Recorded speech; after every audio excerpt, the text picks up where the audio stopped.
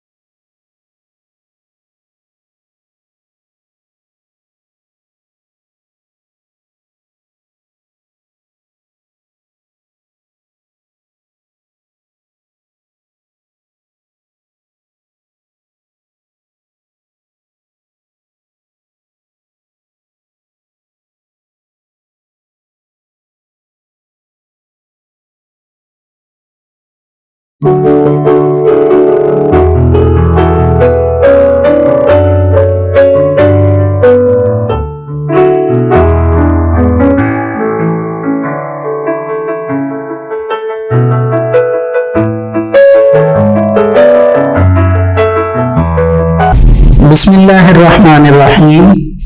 Dear students, अस्सलामु अलैकुम। Students, हमारा जो आर्टिकल चल रहा था वो था मियोसिस 1। हमने प्रीवियस लेक्चर में स्टूडेंट्स मियोसिस में एक्सप्लेनेशन के साथ देखा था कि व्हाट इज प्रोफेज 1 और प्रोफेज 1 में बहुत सी फ्लक्चुएशंस आई, चेंजेस आई। हमने वो तमाम चेंजेस क्रॉसिंग ओवर तक कंप्लीट की, उन्हें पढ़ा और फिर उसके बाद जो चेंजेस बनी कि हमारा जो न्यूक्लियस था, न्यूक्लियर इन्वेलप, वो न्यूक्लियर इन्वेलप डिसइंटीग्रेट हो गई। ठीक है, न्यूक्लियोलस जो था वो वहां से वैनिश या डिसअपीयर हो गया। ठीक है, अपने अपने पोल्स पर सेंट्रोसोम्स या सेंट्रियोल्स चले गए। ये चीजें जो थी हमने प्रॉपरली डिस्कस की थी। अब स्टूडेंट्स, आज हमने मेटाफेज 1 के बारे में पढ़ना है। काइंडली अपनी टेक्स्ट बुक के पेज नंबर 97 पर आ जाइए। सिर्फ एक लाइन उन्होंने मेटाफेज के बारे में बताई है, लेकिन उस लाइन को रीड करने से पहले मैं चाहूंगा कि आप पेज नंबर 98 पर आ जाएं। 98 पर आपको लास्ट टाइम डायग्राम्स दिखाई गई थी प्रोफेज की। पहले आप देखेंगे लेफ्ट साइड पर टॉप पे इंटरफेज है, फिर प्रोफेज 1 है, फिर देखेंगे फिर प्रोफेज 1 है और फिर मेटाफेज है। अब प्रोफेज तक तो हमने डायग्राम्स को कंप्लीट कर लिया था। अब हम देखते हैं कि मेटाफेज में क्या होगा। देखिए, मेटाफेज की डायग्राम को अगर आप गौर से देखें तो आपको नजर आ रहा होगा कि सेंट्रियोल्स जो हैं वो ऑपोजिट पोल पर जा चुके हैं। ठीक है, और क्रोमोसोम्स जो हैं वो ऐसे आपको नजर आ रहे होंगे कि पेयर्स में मौजूद है। एक पेयर ये बन जाएगा, दूसरा ये है, ये थर्ड पेयर है और ये फोर्थ है। अब जरा आप 2 मिनट के लिए प्रोफेज के डायग्राम को देखें तो आपको प्रोफेज के डायग्राम में जो क्रोमोसोम्स हैं वो नजर आ रही होंगे कि पेयर अप हुए हैं। ठीक है, लेकिन जब वो मेटाफेज में आए तो कुछ चेंजेस जो प्रोफेज में होनी थी, जो आपको बताई गई, न्यूक्लियर इन्वेलप का डिसइंटीग्रेट या टूटना। ठीक है, और जो बेसिकली मेटाफेज में होना था वो ये था कि बिल्कुल सेंटर में इक्वेटर में क्रोमोसोम्स आ जाते हैं। मेटाफेज 1 में जो क्रोमोसोम्स हैं उन क्रोमोसोम्स के जो पेयर हैं वो बिल्कुल इक्वेटर में आ जाते हैं। ठीक है, यानी बिल्कुल आपको नजर आ रहा होगा कि ये सेंटर में आ गए। और इसके साथ साथ ये स्पिंडल फाइबर जो हैं ये ऐसे रिलीज होते हैं। ठीक है, और रिलीज होकर ये जाकर कहां पर अटैच हो जाते हैं जी, काइनेटोकोर ऑफ द क्रोमोसोम्स। और इसी वजह से हम इनको क्या नाम देते हैं, काइनेटोकोर, स्पिंडल फाइबर्स, ठीक है। और आप ये ना देखिए कि सिर्फ यहां तक ही बात खत्म होगी, कुछ आपको नजर आएगा कि फाइबर्स ऊपर से, कुछ नीचे से ऐसे फाइबर रिलीज हो रहे हैं, और कुछ इस पोल के फाइबर ऐसे रिलीज हो रहे हैं, और कुछ ये ऊपर से ऐसे रिलीज। तो ये जो फाइबर हैं जो कि काइनेटोकोर के साथ अटैच नहीं होंगे, इनको हम नाम देंगे नॉन काइनेटोकोर स्पिंडल फाइबर्स। ये क्या कहलाएंगे? Non kinetochore spindle fibres. तो बेसिकली मेटाफेज प्लेट में क्रोमोसोम्स इक्वेटर में आते हैं और सिर्फ ये वर्किंग होती है। और ये वही चीज है स्टूडेंट्स जो हमने प्रोफेज ऑफ माइटोसिस के बाद मेटाफेज में पढ़ी थी। इसीलिए मैं आपको हर लेक्चर में ये एडवाइस कर रहा हूं कि अगर आपने प्रॉपर माइटोसिस का लेक्चर सुना हुआ है तो आपके लिए फिर मियोसिस के लेक्चर सुनने में प्रॉब्लम नहीं होगी, ठीक है। तो यही डायग्राम है, आप देख सकते हैं मेटाफेज में। और मेटाफेज की डायग्राम में जो एक चेंज आपको नजर आ रहा होगा वो मैं यहां पे जरूर प्रोमिनेंट करना चाहूंगा कि क्रोमोसोम्स में यहां पर आपको बुक में देखिए कलर डिफरेंट आ रहा होगा। थोड़ा सा रेड जो है वो ब्लू कलर के साथ कॉर्नर से अटैच है और थोड़ा सा ब्लू रेड के साथ। ये अटैचमेंट क्यों है? क्योंकि हमने ये पढ़ा था कि यहां पर वेरिएशंस आई हैं, चेंजेस। वो वेरिएशंस किस बेस पर थी? वो हमने देखा था कि वो वेरिएशंस बेसिकली प्रोफेज में आई थी। और किस बेस पर आई थी? वो इस बेस पर आई थी कि बेसिकली वहां पर मियोसिस जो है वो पेरेंट्स में, मेल एंड फीमेल में, उनके स्पर्म एंड एग सेल्स की वजह से है। और बेसिकली ये क्रॉसिंग ओवर कहलाता है। जो वेरिएशंस का प्रोसेस है, जो चेंजेस आती हैं, वो क्रॉसिंग ओवर कहलाता है। आ जाइए 97 पेज पे, आप थ्योरी देख लीजिए एक लाइन की। The pairs of homologous chromosomes align, ठीक है, अलाइनमेंट बनती है अलोंग इक्वेटोरियल, इक्वेटोरियल यानी इक्वेटर फॉर्म में एक प्लेन बनता है। और ये क्या बना देते हैं? Metaphase plate. क्या बना देते हैं? Metaphase plate. तो ये था स्टूडेंट्स हमारे पास मेटाफेज 1, ठीक हो गया। अब हम किस पर आएंगे जी? थर्ड पार्ट पे, विच इज कॉल्ड एनाफेज 1। देखिए आपको याद होगा कि हमने एनाफेज को माइटोसिस इन सेंसिटिव फेज का नाम दिया था, और यही नाम हम यहां पर इसको भी देंगे कि ये बेसिकली एक सेंसिटिव फेज होता है। सेंसिटिव फेज क्यों होता है? क्योंकि यहां पे जो सेंट्रोसोम्स हैं उनसे निकलने वाले जो स्पिंडल फाइबर्स हैं, जो स्पिंडल फाइबर्स हैं जो कि हमें नजर आ रहे हैं इस वक्त काइनेटोकोर के साथ, काइनेटोकोर के साथ क्या है? अटैच हैं। Basically students in spindle fibres ने अपनी लेंथ में क्या होना होता है? शॉर्टन होना होता है, यानी लेंथ इनकी कम होती है, पुलिंग फोर्स लगती है। उस पुलिंग फोर्स की वजह से स्पिंडल फाइबर अपने ओरिजिन की तरफ आना शुरू हो जाते हैं, जिसकी वजह से जो सेल है उसमें जो मौजूद क्रोमोसोम्स हैं उनमें चेंजेस आती हैं। वो चेंजेस क्या होती हैं? आपको लास्ट टाइम भी बनाकर दिखाया गया था कि मिसाल के तौर पे आप एग्जांपल ले लीजिए कि ये आपके पास एक पेयर मौजूद है क्रोमोसोम्स का, और ये मैंने सेंट्रियोल्स बना दिए और ये इस तरह अटैच है, ठीक है। थोड़ी देर के बाद आप देखेंगे जब ये अपने ओरिजिन से इसको अपनी तरफ अट्रैक्ट करेगा, तो ये जो आपको क्रोमाटिन नजर आ रहा है एक स्ट्रक्चर, इसके ऊपर यहां पे फोर्स लगेगी, जिसकी वजह से इसके ऊपर कुछ चेंजेस आएंगे। वो चेंजेस आने की वजह से it is like a balloon structure, ठीक है।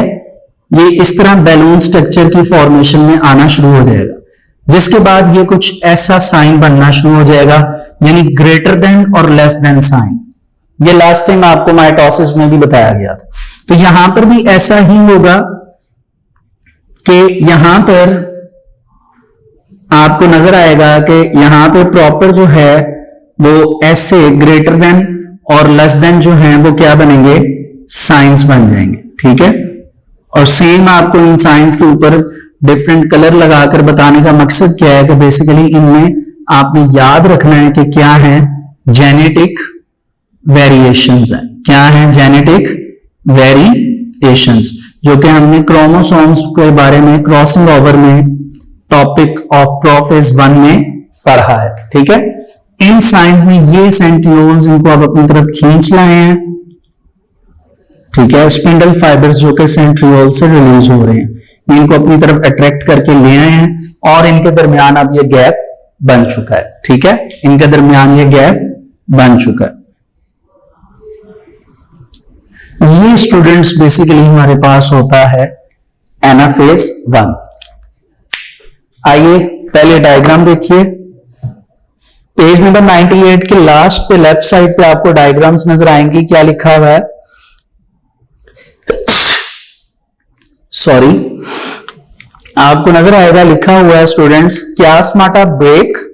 ठीक है, वो जो हमने पढ़े थे अलाइनमेंट्स के पॉइंट्स वो, एंड क्रोमोसोम्स पुल्ड। पुल्ड का मतलब वो खींचे चले आएंगे और आपको greater than and less then science बने हुए नजर आ रही होंगे और उनके दरमियान से वो उनकी जो कह लीजिए क्रोमोसोम्स की बॉन्डिंग थी वो टूट जाएगी। अच्छा, 97 पेज पर आइए।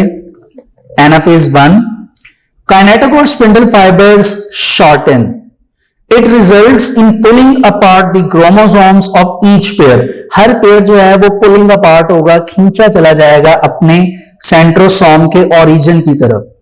Since one chromosome is pulled toward one pole, एक क्रोमोसोम एक पोल की तरफ जाएगा तो हमारे पास 2 हैप्लॉइड सेट बन जाएंगे जो आपके सामने अभी नजर आएंगे आपको। Each chromosome still contain a pair of sister chromatid, और हर क्रोमोसोम के पास एक सिस्टर क्रोमाटिड होगा। अब आप ये देखेंगे बीच में इस तरह आपको खुद ये नजर आएगी जब हम नेक्स्ट फेज में जाएंगे, जो एनाफेज के बाद आता है नंबर 4 पे, जिसको हम क्या कहते हैं? टीलोफेज। लेकिन ये हमारे पास होगा टीलोफेज 1। ठीक है, टीलोफेज 1 में हमें क्या चेंजेस नजर आएंगे कि हमारे पास 1 से 2 सेल्स बन जाएंगे, 2 सेल्स बनेंगे और वो 2 सेल्स जो होंगे वो हैप्लॉइड सेल्स होंगे। ठीक है, बुक पे आप डायग्राम देखिए, लास्ट पे आपको पेज नंबर 98 पे नजर आ रही होगी डायग्राम। और आपको याद होगा कि हमने टीलोफेज में क्या पढ़ा था कि telophase is the reversal of prophase. जो काम प्रोफेज में होता है उसके रिवर्स काम टीलोफेज में होता है। रिवर्स यानी ऑपोजिट। जैसे न्यूक्लियर इनवेलप जो होती है वो अपीयर हो जाती है, अपीयर हो जाती है, उसके साथ साथ न्यूक्लियोलस जो है वो भी अपीयर हो जाता है। ठीक है, और सेंट्रियोल्स जो हैं, सेंट्रियोल्स, वो सेंट्रियोल्स के अंदर से निकलने वाला स्पिंडल फाइबर, जो कि उसमें से स्पिंडल फाइबर रिलीज हो रहा था, वो स्पिंडल फाइबर्स क्योंकि पहले से अपनी लेंथ में शॉर्ट होना शुरू हो जाता है तो वो बिल्कुल अपने ओरिजिनेटिंग पॉइंट्स तक चला जाता है, जहां से निकल रहा था, जहां से ओरिजिनेट हो रहा था। तो ये चेंजेस हैं जो कि हमारे पास टीलोफेज में आती हैं।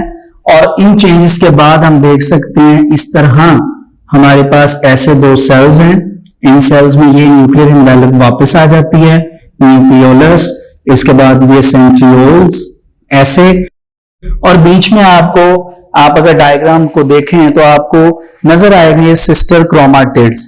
इस मर्तबा जो सिस्टर क्रोमाटिड्स बने हैं आप देख के थोड़े से हैरान होंगे कि माइटोसिस में तो ऐसा नहीं था, लेकिन आप याद रखिए माइटोसिस में ऐसा होना भी नहीं था, क्योंकि बेसिकली माइटोसिस की डायग्राम में सिर्फ क्रोमाटिन्स बने थे, क्योंकि वो सिंपलेस्ट स्ट्रक्चर था और उसकी फर्दर आगे डिवीजन नहीं होनी थी। जबकि ये अभी यहां पे बात खत्म नहीं हुई, इट इज ओनली मियोसिस 1। ठीक है, अब अगर आप इसको आगे देखें तो आप जानते हैं कि यहां तक ये जितना हमने कंप्लीट पढ़ा, prophase 1, metaphase 1, anaphase 1 and last में हमने टीलोफेज डिस्कस किया, तो सारे डिस्कशन के बाद अब जाके हम देखेंगे कि टीलोफेज के बाद यानी आफ्टर इट इसके बाद जाकर क्या होगी, साइटोकाइनेसिस। क्या होगी, साइटोकाइनेसिस। तो पहले टेलोफेज को रीड करेंगे और फिर साइटोकाइनेसिस पर चलेंगे। टेलोफेज क्या है जी, कहा जा रहा है chromosomes arrives at the poles, poles पर चले जाएंगे। ठीक है, ये आपको नजर आ रहा है, ये पोल्स पे। इसके बाद each pole now has half the number of chromosome, हर पोल पे नंबर ऑफ क्रोमोसोम्स हाफ हो जाएंगे। But each chromosome still consist of 2 chromatids, लेकिन हर क्रोमोसोम में ये देखिए 2 chromatids, 2 chromatids, 2 chromatids and 2 chromatids, सब में 2 क्रोमाटिड्स होंगे। ठीक है, स्पिंडल नेटवर्क डिसअपीयर हो जाएगा, गायब हो जाएगा। ये आप देख सकते हैं, यहां लिखा सेंट्रियोल में से स्पिंडल फाइबर अपने ओरिजिनेटिंग पॉइंट पे चले जाएंगे, यानी डिसअपीयर हो जाएंगे। ठीक है, and nuclear envelope is formed around each haploid cell, और हर हैप्लॉइड सेल के इर्द गिर्द न्यूक्लियर एनवेलप वापस आ जाएगी। Chromosome uncoil back into the chromatin, chromosome uncoil हो जाएंगे। अब अगली स्टेज में, ये डायग्राम बुक पे नहीं है, ये अनकॉइल होके यहां पर रह जाएंगे। ठीक है, अब आगे देखिए तो 2 या 2.5 लाइंस में साइटोकाइनेसिस लिखा है। साइटोकाइनेसिस क्या है, हम पहले भी पढ़ चुके हैं, division of cytoplasm, division of cytoplasm. ठीक है, तो साइटोकाइनेसिस होगी। साइटोकाइनेसिस इन प्लांट और इन एनिमल्स दोनों राइट की गई हैं कि उनमें पिंचिंग होगी। अब एनिमल्स में जो होगी वो तो क्लीवेज के प्रोसेस के थ्रू होगी, और प्लांट्स में फ्रेगमोप्लास्ट के थ्रू होगी। ये हमने माइटोसिस में डिस्कस किया था, उन्होंने यहां पे एक्सप्लेन नहीं किया, उन्होंने सिर्फ पिंचिंग का वर्ड राइट किया। कहा जा रहा है साइटोकाइनेसिस यानी pinching off the cell membrane, cell membrane का पिंच होना। ठीक है, क्लीवेज के प्रोसेस के through. In animal cells, animal cells में ऐसा होगा, और the formation of the cell wall in plant cell, जबकि प्लांट सेल में हमने देखा था फ्रेगमोप्लास्ट के प्रोसेस के थ्रू, सेल वॉल के प्रोसेस के थ्रू, यानी सेल वॉल के बनती है किस प्रोसेस के थ्रू, फ्रेगमोप्लास्ट के। और कहा जा रहा है occurs and the creation of 2 daughter cell is completed. और हम ये देखते हैं कि जैसे इस प्रोसेस में हमें नजर आता है कि साइटोकाइनेसिस हुई है, तो साइटोकाइनेसिस होने के बाद हमें इस चीज का नॉलेज है कि हमारे पास ऐसे 2 सेल्स बन जाते हैं, जो दोनों सेल्स जो हैं वो एक दूसरे से सेपरेट हो चुके होते हैं, और दोनों में आप देख सकते हैं ऐसे न्यूक्लियर एनवेलप, न्यूक्लियोलस, ठीक है, सेंट्रियोल, और ये ऐसे क्रोमेटिन मटेरियल मौजूद होता है। ठीक है, तो ये स्टूडेंट्स हमारे पास था मियोसिस 1। मियोसिस 1 यहां तक क्या हो जाता है हमारे पास, कंप्लीट। अच्छा जी, अब आगे कंटिन्यू करते हैं। अब हमें यह पता है कि हमारा मियोसिस 1 यहां तक हो गया कंप्लीट, हमने जाना है मियोसिस 2 में।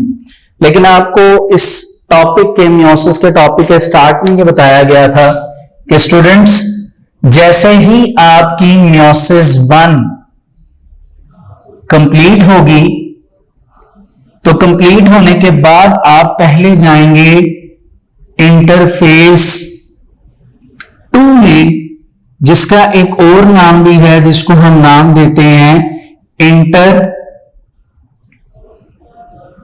काइनेसिस। ठीक है, और इंटरकाइनेसिस परफॉर्म होने के बाद आप जाएंगे किसमें, मियोसिस 2 में। और मियोसिस 2 जो होगी, ये आपने याद रखना है, it is similar to mitosis, ये माइटोसिस से मिलती जुलती है। और मियोसिस 2 भी वैसे ही होगी जैसे मियोसिस 1 हुई थी। कैसे, इसके मेजर 2 स्टेप्स हैं, कैरियोकाइनेसिस एंड साइटोकाइनेसिस। ठीक है, कैरियोकाइनेसिस में फर्दर 4 स्टेप्स हैं। ठीक है, जैसे सबसे पहले आ जाएगा प्रोफेज, लेकिन इसके साथ 2 लिखना पड़ेगा, प्रोफेज 2। फिर क्या आएगा, मेटाफेज, मेटाफेज के साथ भी क्या लिखना पड़ेगा 2। फिर क्या आएगा एनाफेज, एनाफेज के साथ भी क्या लिखना पड़ेगा 2। और लास्ट पे क्या आ जाएगा टीलोफेज, और टीलोफेज के साथ भी क्या आ जाएगा 2। ठीक है, प्रोफेज, मेटाफेज, एनाफेज, टीलोफेज। फिर साइटोकाइनेसिस तक बात आएगी, तो साइटोकाइनेसिस आप फिर डिस्कस करेंगे इन एनिमल्स एंड इन प्लांट्स। ठीक हो गया, सारी बातें वही हैं। अब हमारा मियोसिस 1 के थ्रू हमारी जो मियोसिस 1 है वो हो चुकी है कंप्लीट। अब पहले हमारा सेल कहां जाएगा इंटरफेस में, कहां जाएगा इंटरफेस में, जिसको हम इंटरकाइनेसिस का नाम दे रहे हैं या इंटरफेस 2। देखिए इंटरकाइनेसिस या फिर अगर आप इसको इंटरफेस 2 कह रहे हैं तो ये उसी तरह होगा जिस तरह आपने माइटोसिस एंड मियोसिस 1 में पढ़ा था, लेकिन थोड़ा सा इंटरफेस 2 जो है वो चेंज होगा, आप कह सकते हैं माइटोसिस एंड मियोसिस से। वो चेंजेस क्या है? वो चेंजेस ये हैं कि there is no S phase, there is no S phase in interphase 2, यानी इंटरफेस 2 में कोई एस फेज नहीं है। It means there is no duplication of the chromosomes. There is no SP in the interphase 2. It means that there is no duplication of chromosomes. ठीक हो गया जी, ये students आएंगे चेंजेस। अब देखिए मेरी बात सुनिए, मियोसिस 1 में हम पढ़कर आए हैं, इस तरफ अब मैंने इसलिए रेज नहीं किया कि हमारे पास 2 सेल्स बने थे, 2 सेल्स, 2 हैप्लॉइड सेल्स। वो दोनों सेल जो हैं वो अब मियोसिस 1 से कहां जाएंगे इंटरफेस 2, यानी यहां पर ये वही 2 सेल्स हैं, ये पहला सेल है, ये दूसरा सेल है। ठीक है, इसमें उसी तरह न्यूक्लियर इनवेलप है। ठीक है, वही चीजें हैं बार बार जो आपको बताई जा रही हैं। ठीक है, और ऐसे ही हमारे पास क्रोमोसोम्स पड़े हुए थे जिनको हम क्रोमाटिन्स या टिड्स का नाम दे चुके हैं। ठीक है, अब क्या होना है स्टूडेंट्स, इन दोनों ने, दोनों सेल्स ने कहां से गुजरना है इंटरफेस 2 से। जब ये इंटरफेस 2 से गुजरेंगे तो इनको इंटरफेस 2 में आप देखेंगे कि यहां पर इनको एस फेज नहीं मिलेगा, यानी इन दोनों के अंदर मजीद अब क्रोमोसोम्स की डुप्लीकेशन नहीं होगी। Without the duplication of chromosomes ये आप देखेंगे कि ये दोनों सेल्स इंटरफेस को पास करेंगे और पास करके कहां एंटर करेंगे मियोसिस 2 में। अब मियोसिस 2 का जो पहला फेज है वो कौन सा है इंटरफेस 2, वो इंटरफेस से गुजरेंगे, फिर मेटाफेज से गुजरेंगे, फिर कहां से गुजरेंगे एनाफेज से, और फिर कहां से गुजरेंगे टीलोफेज में। अब प्रोफेज, मेटाफेज, एनाफेज, टीलोफेज में वो भी सब कुछ होगा जो अभी तक prophase, metaphase, anaphase and telophase में होता आ रहा है। ठीक है, और कुछ चेंजेस आएंगी, उनको हम रीडिंग में कवर करेंगे। 2 सेल्स से चलते चलते जब हम टीलोफेज तक पहुंचेंगे तो हमारे पास इस मर्तबा पेयर्स बन जाएंगे 2 सेल्स के। वो कैसे होंगे,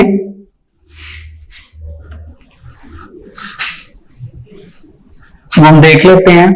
अगर हम बात करें टीलोफेज से सेल्स की तो हमारे पास ऐसे टीलोफेज जब कंप्लीट होगा तो ऐसे सेल्स बने हुए आएंगे। ठीक है, इनके साइटोप्लाज्म जो है वो आपस में अटैच होंगे। अब एनिमल्स की बात की जाए तो इनमें क्लीवेज होगी। ठीक है, क्लीवेज की वजह से, क्लीवेज के प्रोसेस से जो एनिमल सेल्स हैं वो सेपरेट हो जाएंगे। एनिमल सेल्स क्या हो जाएंगे, सेपरेट हो जाएंगे, और सेपरेट होकर ये ऐसे बन जाएंगे 1 2 3 4, और इनके अंदर आप ये देखेंगे कि सारे सेल्स के अंदर वो ही आपको नजर आएंगे क्रोमाटिन, सॉरी सेंट्रोसोम सारे, ठीक है। इसके अंदर न्यूक्लियोलस होगा और ऐसे फिर क्रोमाटिन आ जाएंगे। तो आपने ये देखा कि कैसे आप देख सकते हैं इसको कि मियोसिस 2 से आपके पास आखिरकार कितने सेल्स आ जाएंगे, 4 सेल्स। तो आप क्या कहेंगे जी, ये आपके पास आखिर पर 4 जो हैं वो क्या आ गए, डॉटर सेल्स आ गए। 4 क्या आ गए, डॉटर सेल्स।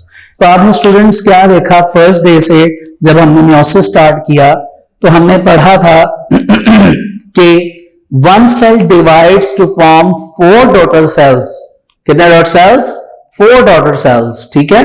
और हमने पढ़ा था कि मियोसिस 1 में क्रोमोसोम्स की रिडक्शन होगी और ऐसा ही हुआ, ठीक है। और इस तरह हमारे पास लास्ट में 4 सेल्स बच जाएंगे। आइए पेज नंबर 97 साइटोकाइनेसिस के लास्ट पे देखिए, लिखा हुआ जी कि आफ्टर द मियोसिस 1, जब मियोसिस 1 कंप्लीट होगी तो बोथ सेल जो है वो एंटर करेंगे एक पीरियड ऑफ रेस्ट में, जिसको इंटरकाइनेसिस का नाम दिया जाएगा। तो आप ये देखिए मियोसिस 1 कंप्लीट होने पर इंटरकाइनेसिस में चले जाएंगे दोनों सेल्स, यानी इंटरफेस में, ठीक है। फिर कहा जा रहा है the interface 2 is different of the interface of mitosis and meiosis.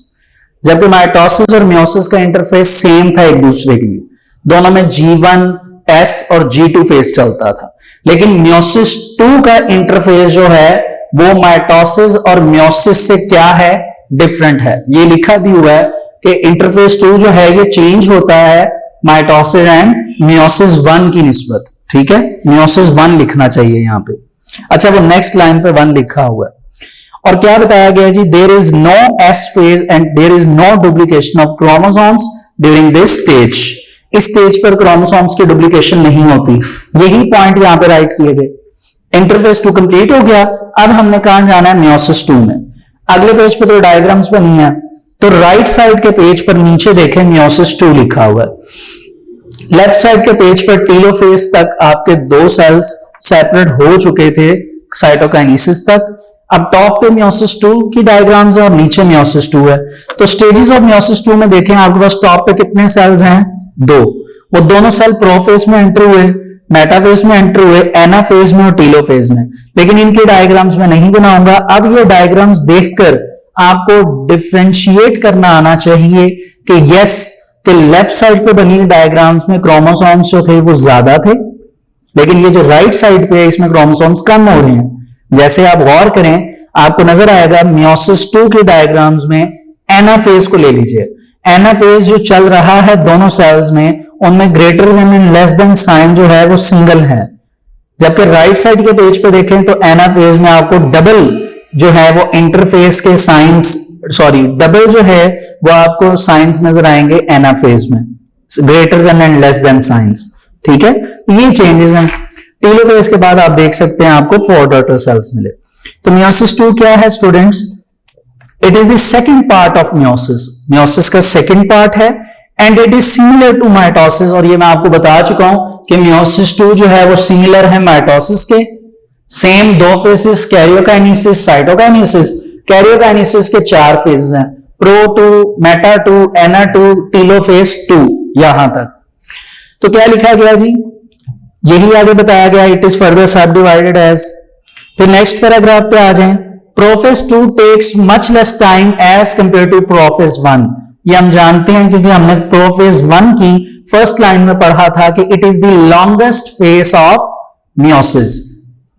It is the longest phase of meiosis 1, ठीक है। In this process nuclei and nuclear envelope.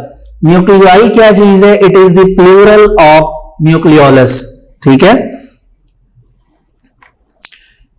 Disappear, ये दोनों डिसअपीयर होंगे, यानी दोनों सेल्स के जो न्यूक्लियोलस हैं, जिसको प्लूरल न्यूक्लियाई कहा जा रहा है, वो दोनों, और उसके साथ जो न्यूक्लियर इन्वेलप है वो डिसइंटीग्रेट हो जाएगी, डिसअपीयर हो जाएगी और क्रोमाटिन कंडेंस होना शुरू हो जाएंगे। सेंट्रियोल जो है वो मूव करके अपने पोलर रीजन्स पे आ जाएंगे और स्पिंडल फाइबर्स बनाएंगे। ये काम प्रोफेज तक हमें पता है होता है। फिर मेटाफेज 2 चलेगा, क्रोमोसोम्स जो हैं वो अटैच हो जाएंगे स्पिंडल फाइबर्स के साथ और काइनेटोकोर से अटैच होगा, इसलिए इसे काइनेटोकोर स्पिंडल फाइबर्स कहेंगे। और ये अलाइन होके कहां आ जाएंगे, सेल के इक्वेटर में, सेंटर में। फिर इसके बाद एनाफेज चलेगा, anaphase 2 where centromeres are cleaved and sister chromatids are pulled apart. हम जानते हैं कि एनाफेज में ओरिजिन से स्पिंडल फाइबर्स को सेंट्रोसोम अपनी तरफ खींचते हैं, उनकी लेंथ को शॉर्टन करते हैं, कम करते हैं। कहते हैं सिस्टर क्रोमाटिड्स जो हैं are now called sister chromosomes, वो अब सिस्टर क्रोमोसोम्स बनेंगे and they are pulled toward opposite poles. Opposite pole से मुराद अगर एक सेल है, फॉर एग्जांपल ये वाला सेल है, इसका एक पोल लेफ्ट होगा एक राइट होगा, दोनों तरफ से जो है वो ये पुलिंग फोर्स लगेगी, तो ऑपोजिट पोल से इनको खींचा जा रहा है। Telophase 2 is marked with uncoiling of chromosomes into chromatin. Telophase 2 is the reversal phase of prophase 2. जो काम प्रोफेज 2 में हुआ वो काम आप जानते हैं टेलोफेज 2 में होगा। Nuclear envelope reform, nuclear envelope बन जाएगी, क्लीवेज और सेल वॉल फॉर्मेशन इवेंचुअली। अच्छा, ये जो इनवेलप फॉर्म के आगे उन्होंने सेमीकोलन लगाया है, यहां से बेसिकली साइटोकाइनेसिस 2 स्टार्ट हो रही है। क्या स्टार्ट हो रही है? साइटोकाइनेसिस 2। ठीक है, साइटोकाइनेसिस 2 की एक ही लाइन उन्होंने बताई है, क्योंकि ये बार बार सारी बातें रिपीट हो रही हैं।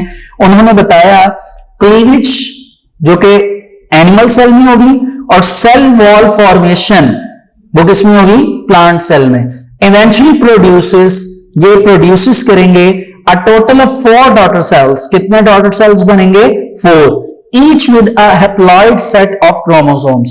और हर किसी सेल में आपको हैप्लॉइड नंबर ऑफ क्रोमोसोम्स नजर आएंगे।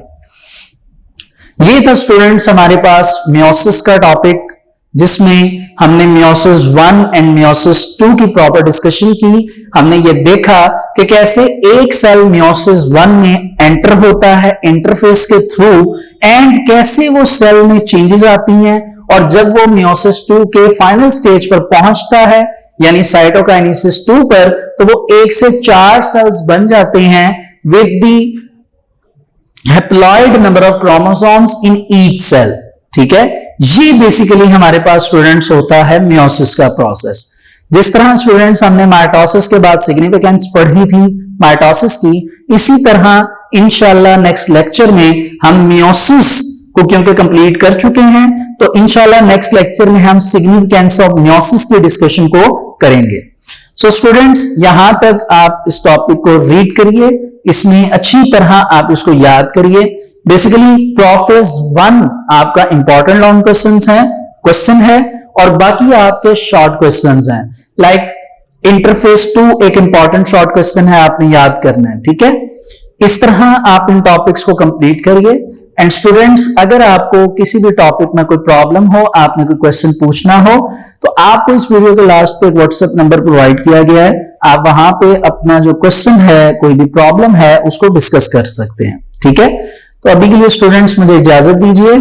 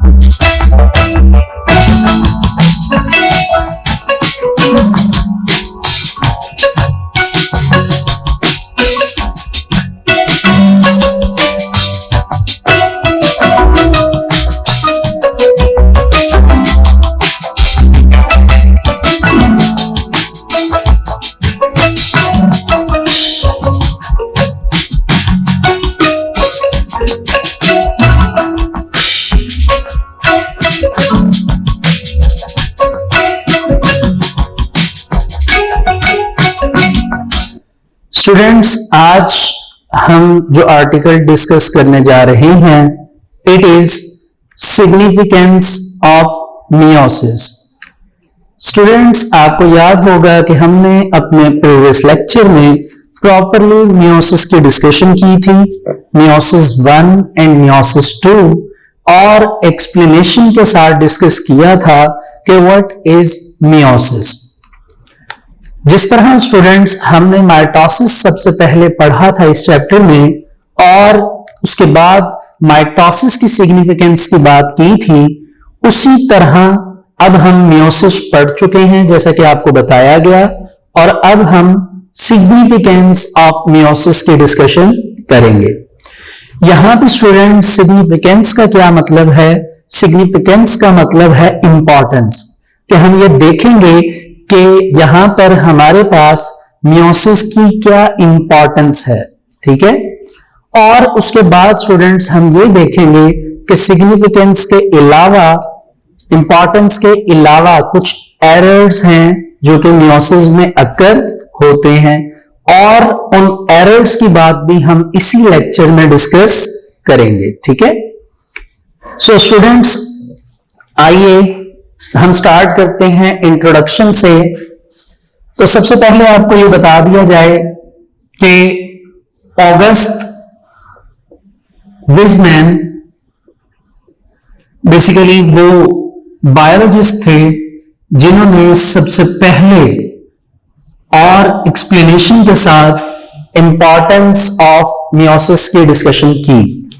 उन्होंने इस इंपॉर्टेंस के बारे में क्या बताया हम वो देखेंगे, और उसे कैसे उन्होंने एक्सप्लेन किया हम उस चीज को भी देखेंगे। लेकिन मैं ये चाहूंगा स्टूडेंट्स के साथ ही साथ आप अपनी बुक, टेक्स्ट बुक निकाल लीजिए, और टेक्स्ट बुक का पेज नंबर 100 जो है वो आप ओपन कर लीजिए। तो स्टूडेंट्स, आपको बताया गया कि ऑगस्ट विजमैन जो थे, इन्होंने बेसिकली सिग्निफिकेंस ऑफ मियोसिस की बात की, और 1890s में ये बात हुई जो उन्होंने एक्सप्लेन की, ठीक है।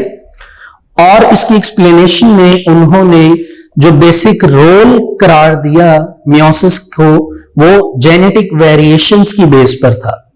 अब जेनेटिक वेरिएशंस क्या हैं, ये हम मियोसिस में अच्छी तरह पढ़कर आए हैं। हमने देखा कि कैसे मियोसिस 1 में उसका जो फर्स्ट फेज था कैरियोकाइनेसिस में, प्रोफेज 1, उसमें कैसे क्रॉसिंग ओवर के प्रोसेस के थ्रू जो जेनेटिक वेरिएशंस हैं वो आई थी, यानी जीन्स में चेंजेस का आना, इसको हम नाम देते हैं जेनेटिक वेरिएशंस, ठीक है। तो आइए सबसे पहले सिग्निफिकेंस ऑफ मियोसिस का फर्स्ट पैराग्राफ रीड करते हैं, और फिर जो स्टेप्स हमें दिए गए हैं उनकी एक्सप्लेनेशन पर चलते हैं। जी, the significance of meiosis for reproduction, reproduction यानी बार बार जो प्रोडक्शन होगी सेक्सुअल, उसकी बात की जा रही है, एंड इनहेरिटेंस, इनहेरिटेंस का अगर मीनिंग देखा जाए तो इट मींस दैट विरासत, लेकिन यहां पे इनहेरिटेंस का मतलब होगा कि जो जीन्स या डीएनए हैं वो एक जनरेशन से दूसरी जनरेशन में मुंतकिल होते हैं, कन्वर्ट होते हैं, इसको हम इनहेरिटेंस का नाम देते हैं।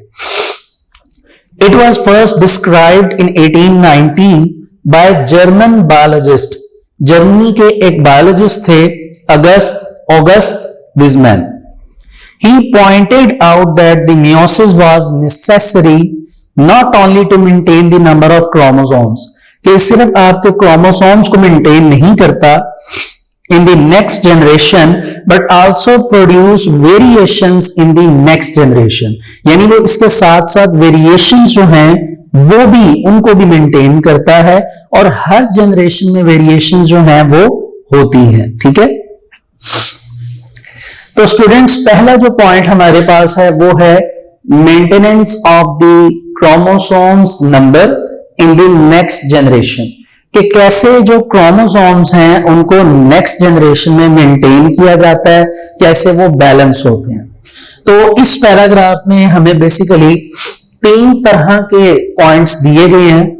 आपको तो ये पैराग्राफ एक प्रॉपर वे में लिखा हुआ नजर आ रहा है, लेकिन इसको 3 जगह हम डिवाइड करके डिस्कस करेंगे। पहले स्टूडेंट्स हम बात करेंगे ह्यूमंस की। तो अब हम पहले ये देखने जा रहे हैं कि कैसे नेक्स्ट जनरेशन में ह्यूमंस के नंबर ऑफ क्रोमोसोम्स मेंटेन रहते हैं। देखिए, आपको सिंपली अगर मैं ये बताऊं तो आपको ये पता होना चाहिए कि ह्यूमन में 46 नंबर ऑफ क्रोमोसोम्स होते हैं। ठीक है, ये मैं बात कर रहा हूं मेल पेरेंट की। मेल पेरेंट में 46 नंबर ऑफ क्रोमोसोम्स होते हैं, और इसी तरह स्टूडेंट्स 46 नंबर ऑफ क्रोमोसोम्स होते हैं फीमेल पेरेंट में। ठीक है, यानी male parent father, female parent mother. अब यहां पे बेसिकली अकर होती है मियोसिस। कौन सी मियोसिस जी? Meiosis 1 and meiosis 2। अब ये हमने डिस्कस डिटेल में किया था कि मियोसिस 1 जो है इसमें जेनेटिक वेरिएशंस आती हैं, और मियोसिस 2 में हमने वो देखा था कि it is equal to mitosis. ठीक है, तो जेनेटिक वेरिएशंस के साथ साथ नंबर ऑफ क्रोमोसोम्स भी रिड्यूस हो जाते हैं, हाफ हो जाते हैं। यानी मेल पेरेंट में अगर 46 है तो इसका हाफ कितना हो जाएगा? 23। कितना हो जाएगा? 23, क्योंकि 46 का हाफ क्या है? 23। इसी तरह हम देखते हैं फीमेल पेरेंट में, तो वो भी कितने हो जाएंगे? 23। ठीक है, अब मियोसिस 1 और मियोसिस 2, जब मियोसिस 2 कंप्लीट होने लगी होती है तो ये आपस में फ्यूज कर जाते हैं 23 एंड 23, एंड अगेन आपके पास 46 नंबर ऑफ क्रोमोसोम्स आ जाते हैं। लेकिन स्टूडेंट्स, इस दफा जो 46 नंबर ऑफ क्रोमोसोम्स आपके पास आए हैं, बेसिकली ये 46 number of chromosomes genetic variations पर हैं, यानी इन 46 क्रोमोसोम्स में जेनेटिक वेरिएशंस मौजूद हैं। ठीक है, और ये 46 नंबर ऑफ क्रोमोसोम पे बेसिकली आपका बनता है जायगोट। जायगोट जब बन जाता है तो जायगोट पे प्रॉपर क्या होती है? माइटोसिस। क्या होती है? माइटोसिस। और माइटोसिस के बाद हमारे पास प्रॉपर एक इंडिविजुअल आ जाता है। ठीक है, ये maintenance of the chromosomes number in next generation में हमारे पास पहला जो सेगमेंट है वो ये है। ठीक है, जिसमें हमने male parent and female parent की बात की है। आइए इसको रीड करते हैं। Meiosis is essential for sexual reproduction, यानी सेक्सुअल रिप्रोडक्शन के लिए मियोसिस बहुत एसेंशियल है, यानी इंपॉर्टेंट है। इन ह्यूमंस कहा जा रहा है डिप्लॉयड गेमीट मदर सेल्स और germ line cells. Germ line cells में मेल एंड फीमेल दोनों आ जाते हैं, और डिप्लॉयड का मतलब क्या है वो भी यहां पर राइट कर दिया जाता है जी। डिप्लॉयड का मतलब ये 46 क्रोमोसोम्स हैं, तो डिप्लॉयड मींस ये 2n है, इसको हम डिप्लॉयड कहेंगे। ये भी 46 है तो ये भी 2n हो जाएंगे। ठीक है, लेकिन मियोसिस के बाद वो हैप्लॉइड बन जाते हैं। हैप्लॉइड का मतलब 2n का हाफ क्या होगा? 1n haploid. ये भी क्या होगा? 1n haploid. Haploid mail sperm and haploid female egg, ये कंबाइन करके अगेन क्या बना देते हैं? 46 नंबर ऑफ क्रोमोसोम्स, यानी अगेन डिप्लॉइड। लेकिन इस मर्तबा इनको हम नाम देंगे डिप्लॉइड गेमीट्स। गेमीट्स मीन जिसमें स्पर्म और एग वो बेसिकली मौजूद हैं। ठीक है, germline cells undergo meiosis to produce haploid gametes। ठीक है, तो आपके सामने ये meiosis में गए, वो कैसे गए आपको बताया गया, और फिर इन्होंने क्या बना दिए? haploid gametes। Mail and female gametes जो होंगे दे आर यूनाइट का मतलब मिलना, टू फॉर्म डिप्लॉइड जायगोट, और फिर ये क्या बना देंगे? जायगोट बना देंगे जो कि डिप्लॉइड होगा। तो वो आप देख सकते हैं लास्ट पे 46 जो कि बेसिकली जायगोट है, नंबर ऑफ क्रोमोसोम्स वो डिप्लॉइड है। ठीक है, विच अंडरगोज रिपीटेड माइटोसिस, जो जाएंगे माइटोसिस के प्रोसेस में, और वहां पर माइटोसिस बार बार रिपीटेडली होती रहेगी। ठीक है, and develops into a new diploid human, और एक न्यू जो है वो क्या बन जाएगा? ह्यूमन बन जाएगा, जिसको आप इंडिविजुअल का नाम देते हैं। ठीक है, यहां तक ये पहला सेगमेंट कंप्लीट होता है। अब सेकंड सेगमेंट है हमारे पास, वो क्या है जी कि मैनी हैप्लॉइड फंजाई एंड प्रोटोजोआंस। देखिए ये दो आपने टर्म्स जो अभी मैंने पढ़ी, ये आपने थर्ड चैप्टर बायोडायवर्सिटी में 5 किंगडम क्लासिफिकेशन सिस्टम में सुनी हुई है। ठीक है, हमारे पास बेसिकली 5 किंगडम्स होती हैं, 5 किंगडम्स, जिनमें से एक हमारे पास किंगडम फंजाई है, जिसमें से ये वर्ड आया है फंजाई, और दूसरा प्रोटोजोआंस जो है वो किंगडम प्रोटिस्टा में से आई है। एनिमल लाइक जो ऑर्गेनिजम्स है उन्हें प्रोटोजोआंस कहा जाता है। तो यहां बताया गया कि मैनी हैप्लॉइड जो फंजाई हैं और प्रोटोजोआंस हैं, ये प्रोड्यूस होते हैं बाय हैप्लॉइड गेमीट्स, लेकिन माइटोसिस के प्रोसेस के थ्रू। ठीक है, लेकिन यहां पे उन्होंने पहले ही हैप्लॉइड गेमीट्स लिखा है, तो इसकी एक्सप्लेनेशन फर्दर नहीं दी गई, तो ये एक ही लाइन है, इसको हम ऐसे ही देखेंगे। ये था स्टूडेंट्स हमारा सेकंड पॉइंट। अब आते हैं थर्ड पॉइंट की तरफ, which is called sporophyte generation. यहां पे एक बात आप सोच रहे होंगे कि सर ने ह्यूमन की एक्सप्लेनेशन की, अब शायद प्लांट्स की एक्सप्लेनेशन करने जा रहे हैं, लेकिन बीच में एक लाइन थी, उसकी फर्दर एक्सप्लेनेशन क्यों नहीं की? उसकी दो रीजंस हैं। एक तो स्टूडेंट्स वो आपके सिलेबस में प्रॉपरली अवेलेबल नहीं है, तो उसको एक्सप्लेन करने का फायदा नहीं है। दूसरा ये कि हम बायोलॉजी में जब भी डिस्कशन करते हैं तो मोस्टली डिस्कशन हमारी प्लांट्स एंड एनिमल्स पर होती है। ठीक है, उसकी रीजन क्या होती है इस स्टैंडर्ड पे कि अभी हम बेसिस सीख रहे हैं, हमें पहले प्लांट्स और एनिमल्स के बारे में पता होना चाहिए। ठीक है, तो ये थर्ड जो हमारा सेगमेंट है वो इन प्लांट्स है, प्लांट्स में है। ये थोड़ा सा डिफरेंट है, इसको जरा आपने गौर से सुनना है। प्लांट बेसिकली अपने अंदर एक साइकिल परफॉर्म करते हैं which is called alternation of generation, यानी रिप्रोडक्शन के वक्त स्टूडेंट्स प्लांट्स में एक साइकिल चलती है जिसका नाम है अल्टरनेशन ऑफ जनरेशन। कि जनरेशन जो है वो अल्टर होती रहती है, तब्दील होती रहती है। अब वो कौन सी जनरेशन है जी जो तब्दील होती है? हम दो जनरेशन के नाम देखेंगे। एक जनरेशन है उसका नाम है जी स्पोरोफाइट जनरेशन। क्या नाम है जी? Sporophyte generation. और जो सेकंड है वो हमारे पास है गैमीटोफाइट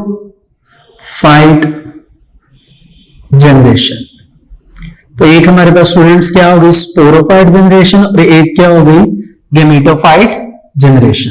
ठीक है, अब स्टूडेंट्स यहां पर मैंने एक साइकिल बनाई है, ये आपके सामने आपको नजर आ रही है, ये बुक पे अवेलेबल नहीं है। साइकिल बनाने का मकसद क्या होता है, या चार्ट बनाने का या डायग्राम बनाने का, कि आपको समझ जल्दी आ जाएगा और समझाना भी आसान होगा। ठीक है, तो आइए इसको हम साइकिल के थ्रू समझते हैं। स्पोरोफाइट जनरेशन जो होती है स्टूडेंट्स, ये डिप्लॉयड होती है, यानी 2n क्या होती है? डिप्लॉयड होती है। ठीक है, ये डिप्लॉयड जनरेशन है। अब इस डिप्लॉयड जनरेशन स्पोरोफाइट पर बेसिकली अक्कर होती है मियोसिस।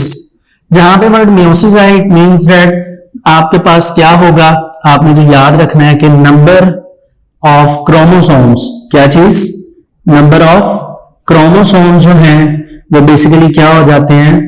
रिड्यूस हो जाते हैं, रिड्यूस होकर हाफ हो जाते हैं। ये बात जो है इंपॉर्टेंट है, ये आपने याद रखनी है। दूसरा जो बात याद रखनी है वो क्या है कि जी मियोसिस में जेनेटिक क्या आ जाती हैं? वेरिएशंस, यानी जेनेटिकली चेंजेस आ जाती। ये बातें आपने मियोसिस के बारे में याद रखनी। ठीक है, और मियोसिस का वर्ड जब भी आता है इट मींस दैट वहां पर आप ये भी याद रखेंगे कि मियोसिस 1 भी होगी और मियोसिस 2 भी होगी। ठीक है, तो जी स्टूडेंट्स क्या होगा जी? स्पोरोफाइट जनरेशन जो डिप्लॉयड है वो मियोसिस की वजह से स्पोर्स बनाएगी। क्या बनाएगी? स्पोर्स। अब यहां पे मैं एक एडिशनल पॉइंट ऐड कर रहा हूं कि स्पोर्स यहां पे स्टूडेंट्स 2 तरह के बनते हैं। ये आपकी बुक में मेंशन नहीं है, लेकिन आपको बताना पड़ेगा, फिर आपको ये प्रॉपर समझ आएगा। एक स्पोर कहलाते हैं माइक्रोस्पोर। क्या कहलाते हैं? माइक्रोस्पोर। और दूसरे जो हैं वो कहलाते हैं मैक्रोस्पोर। क्या कहलाते हैं? मैक्रोस्पोर। इसमें से एक माइक्रोस्पोर और मैक्रोस्पोर की अगर बात की जाए तो ये दोनों जो हैं ये स्पोर फॉर्मेशंस हैं, लेकिन बेसिकली ये माइक्रोस्पोर और मैक्रोस्पोर ये हम मेल एंड फीमेल प्लांट के जो साइकिल चलती है गेमीट की उसको ये नाम देते हैं। यानी स्पोर्स में माइक्रोस्पोर जो है ये मेल गेमीटोफाइट जनरेशन में आती है, ये उसका नाम है, और मैक्रोस्पोर जो है ये फीमेल गेमीटोफाइट जनरेशन के लिए यानी फीमेल्स के लिए। आसान आप यूं याद रखें, माइक्रोस्पोर मेल के स्पोर्स हैं, मैक्रोस्पोर फीमेल के स्पोर है। ठीक है, अब student sporophyte generation micro and macrospore हमने देख ली कि कैसे हमारे पास मौजूद है। मैंने आपको दो स्पोर्स के नाम बताए और आपने याद रखना है कि इन स्पोर्स पर अकर होगी माइटोसिस। क्या अकर होगी? माइटोसिस। ठीक है, जब माइटोसिस अकर होगी तो हम देखेंगे कि माइटोसिस अकर होने के बाद हमारे पास बन जाएगी गेमीटोफाइट जनरेशन। क्या बनेगी? Gametophyte generation. अब यहां पे आपके पास जो स्पोर्स बने थे माइक्रो एंड मैक्रोस्पोर, ये आपने याद रखना है कि ये 1n होंगे। क्रोमोसोम्स क्या हो जाएंगे? रिड्यूस। हमने पढ़ा था ना स्पोरोफाइट जनरेशन 2n है। मियोसिस जब भी होगी तो जेनेटिक वेरिएशन आएगी और नंबर ऑफ क्रोमोसोम रिड्यूस हो जाएंगे, तो ये रिड्यूस होके 1n हो जाएंगे। अब माइटोसिस होगी तो हमारे पास गेमीटोफाइट जनरेशन होगी। कौन सी जनरेशन होगी? Gametophyte generation. ये गेमीटोफाइट जनरेशन की स्टूडेंट्स हमारे पास 1n ही होगी, 1 न्यूटन। अब गेमीटोफाइट जनरेशन में ये आपको नजर आ रहा है, एक गेमीट वर्ड मैंने लिखा है, दोबारा मैंने यहां पे गेमीट लिखा है। तो बेसिकली गेमीटोफाइट जनरेशन में अगेन रिपीटेडली माइटोसिस अकर होगी। क्या अकर होगी? माइटोसिस। और अभी भी हमारे पास ये एक गेमीट ये बनेगा और दूसरा गेमीट ये बनेगा। एक मेल गेमीट है और एक फीमेल गेमीट है। ठीक है, और ये गेमीट भी हमारे पास 1n ही होंगे।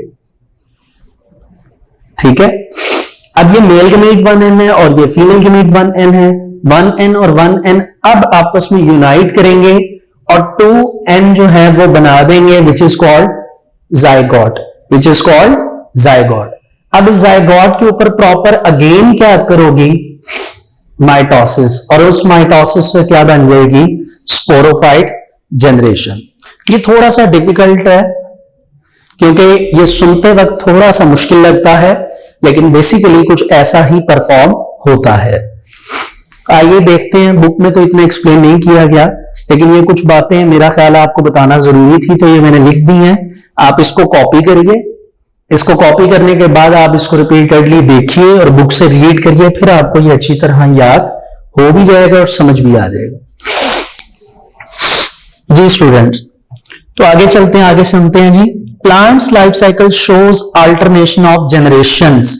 अल्टरनेशन ऑफ जनरेशंस यानी एक से ज्यादा जनरेशंस दिखाते हैं।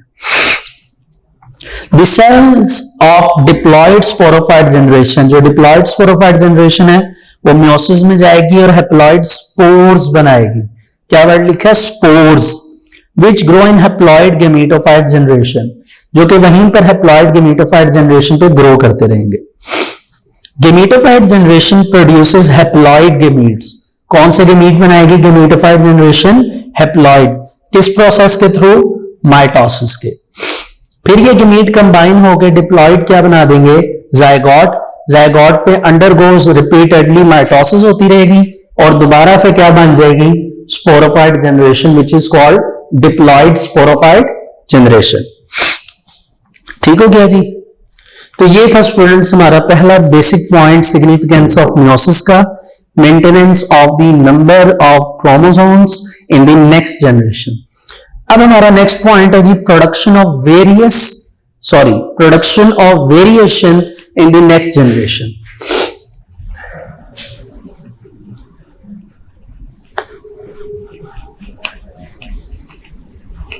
Production of variations in the next generation, यानी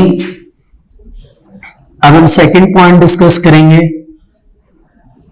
variation in the next generation. देखिए हमने मियोसिस को बड़ी ही डिटेल से पढ़ा था। वेरिएशन का मतलब क्या है? चेंजेस। आपको याद होगा कि हमने प्रोफेज में पढ़ा था, प्रोफेज 1 में ऑफ द मियोसिस के जेनेटिक्स यानी जो सेगमेंट्स हैं, वो सेगमेंट्स जो थे वो एक्सचेंज होते थे। क्या होते थे? एक्सचेंज, जिसको हम क्या नाम देते थे? Crossing over. क्या नाम देते थे? Crossing over.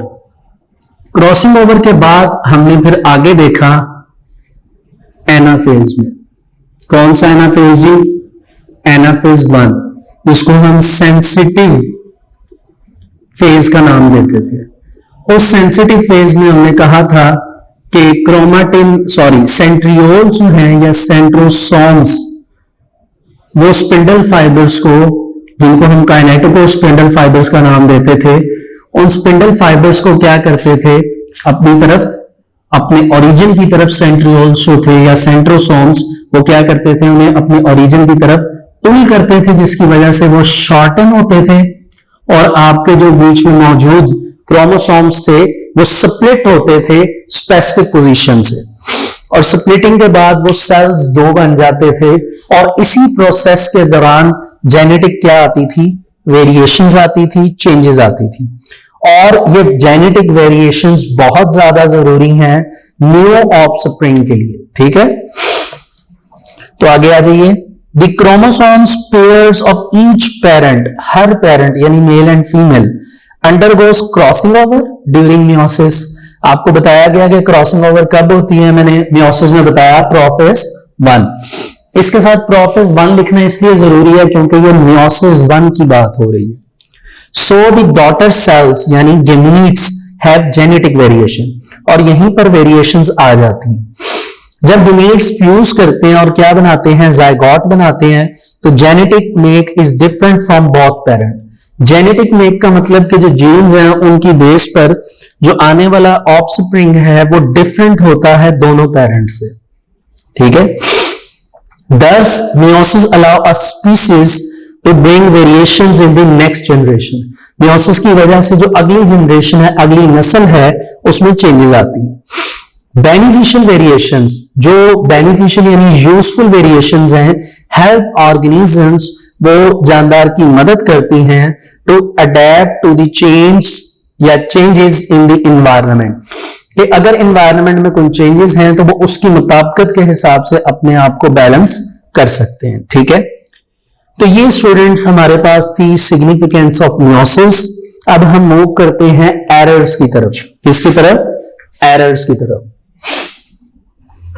एरर्स का मतलब क्या है स्टूडेंट्स? आप ये कह सकते हैं कि अगर मियोसिस हो रही थी तो ड्यूरिंग मियोसिस कुछ ऐसी प्रॉब्लम्स आ गई जिसकी वजह से एबनॉर्मेलिटी इस प्रोसेस में शो होगी, और उसी एबनॉर्मेलिटी की बेस पर हम इसको नाम देते हैं एरर्स। ठीक है, कि ऐसे क्या मसाइल थे जो ड्यूरिंग मियोसिस आए और किस तरह आए। ठीक है,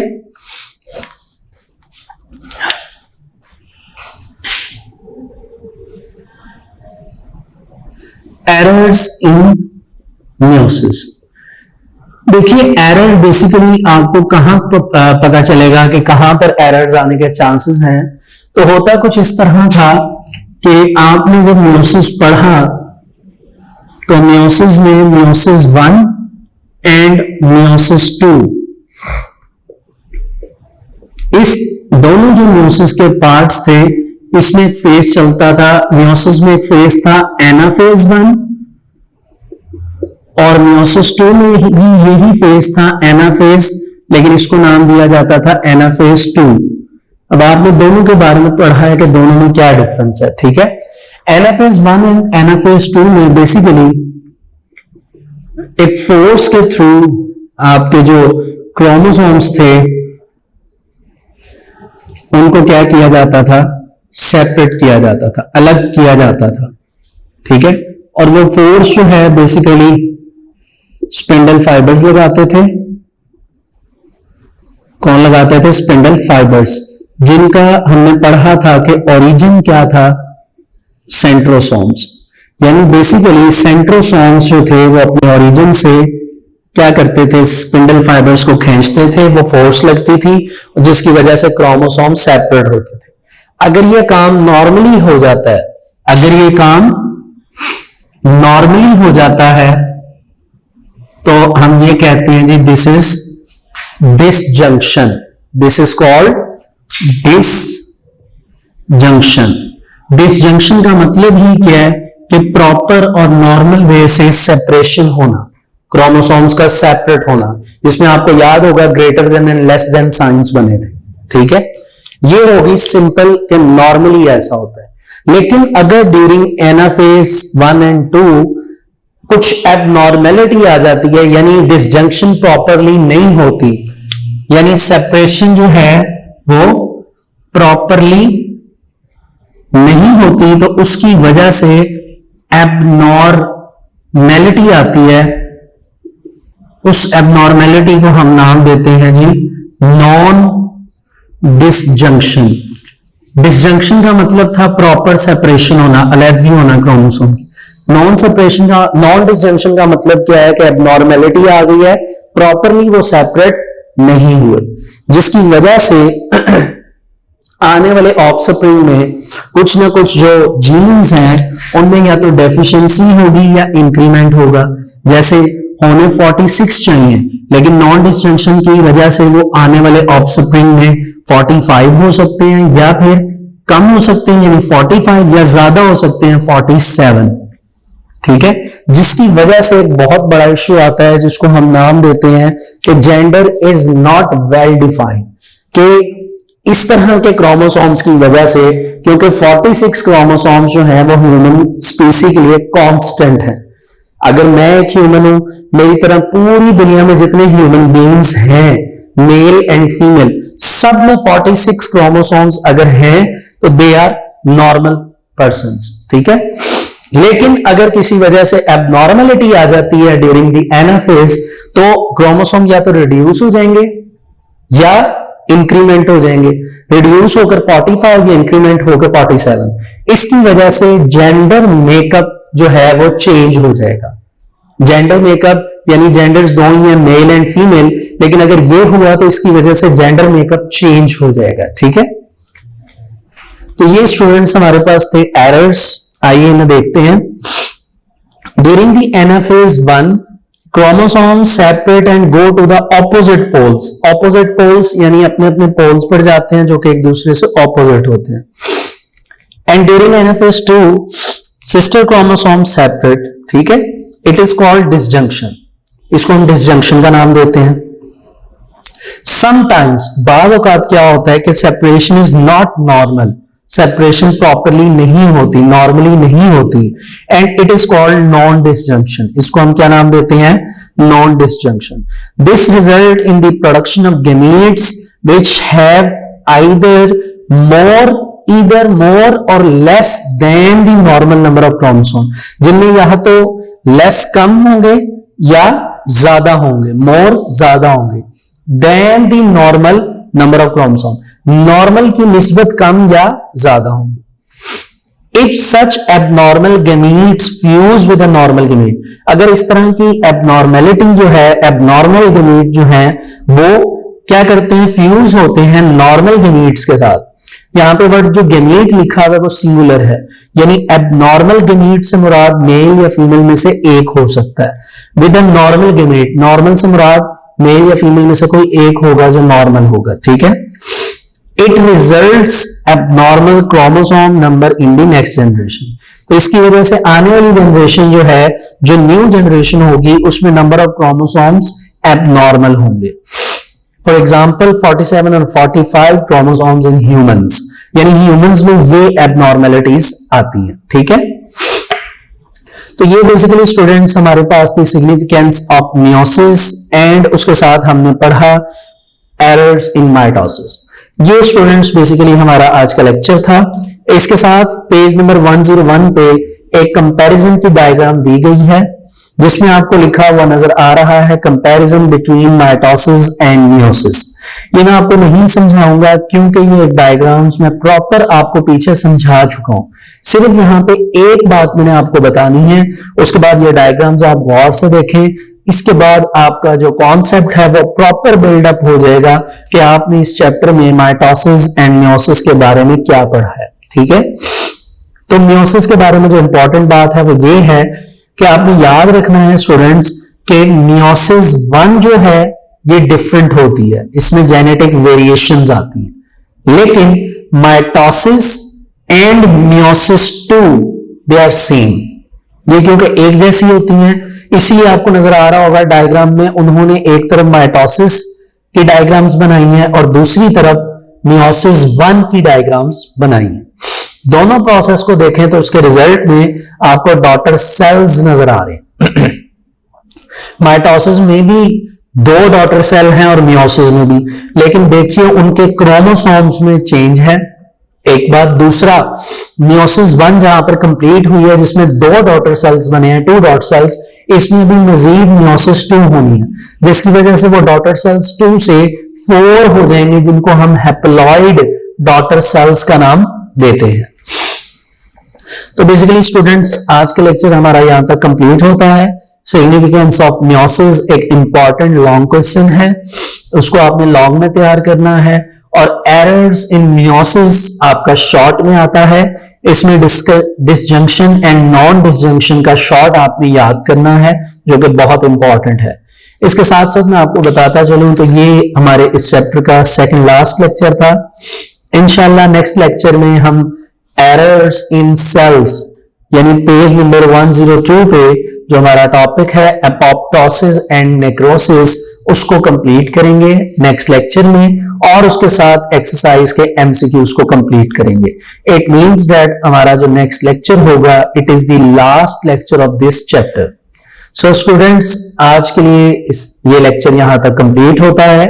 होपफुली आपको ये लेक्चर अच्छी तरह समझ आया होगा, आपने इस लेक्चर को अच्छी तरह सुना होगा, और यकीनन जो चीजें कॉपी करने वाली थी आपने वो कॉपी भी की होंगी, एंड उसके बाद आप जो नोट्स बना रहे थे आप उन्हें भी कंप्लीट करेंगे।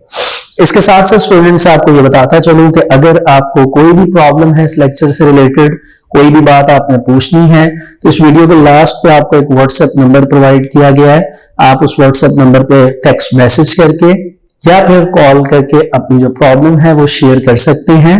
इंशाल्लाह उसका आपको जल्द से जल्द रिस्पॉन्स किया जाएगा। सो अभी के लिए आपसे इजाजत चाहता हूं। अल्लाह हाफिज।